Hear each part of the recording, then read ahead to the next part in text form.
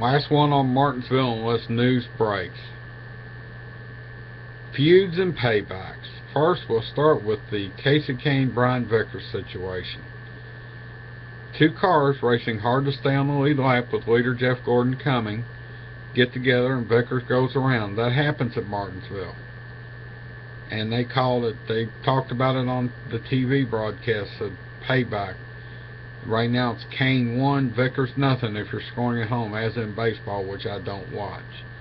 Later on, Vickers gets into Kane and backs him in the wall hard, sends him to the garage for some time. After Kane comes out of the garage, he comes out and spins Vickers. And that's when NASCAR puts their foot down, till the 5 and 55, and that's a terminology. I've listened to NASCAR at the track on the scanners before. That's a terminology that they use. You're done playing your games or whatever. And no more happened. Kane did go out of the race later with a wreck caused by Keselowski's mechanical failure, but that's racing. That's a mechanical failure. Nobody's fault. Then let's go to the Matt Kenseth Kevin Harvick incident. I respect Matt Kenseth. I cannot root for a Toyota. I refuse to. It's a long story. One day I might do a vlog on why. And it's not because they're a Japanese maker, by the way.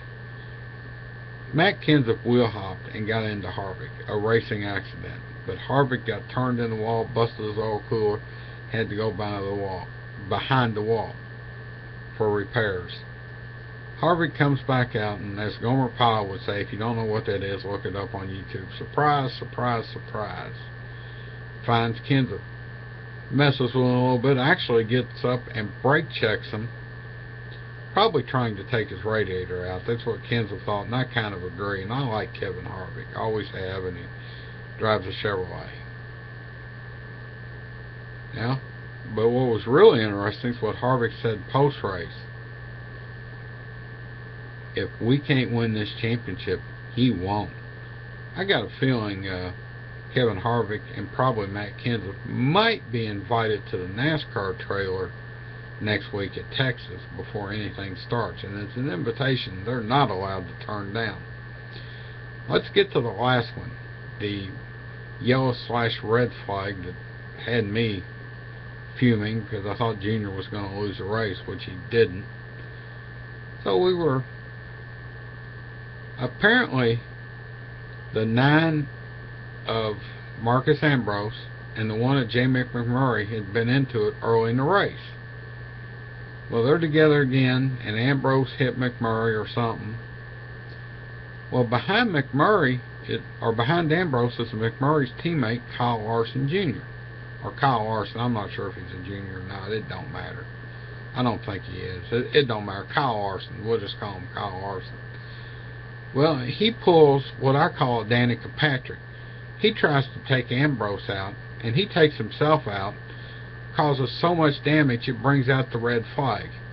Hey Kyle, if you're going to take somebody out, learn how to do it first without taking yourself out. And it's on here. Danica Patrick tried to retaliate and destroyed her own car.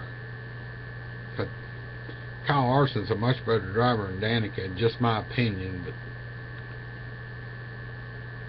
But yeah, kind of crazy. Call that teammate payback gone bad. But of course NASCAR will step in, and at the speeds they're running at Texas, because down the straightaway they'll be over 200 miles an hour, they'll step in and say, we're not having that here. Pure and simple. Now Phoenix could be a different story, a flat 1 mile. You may see some paybacks.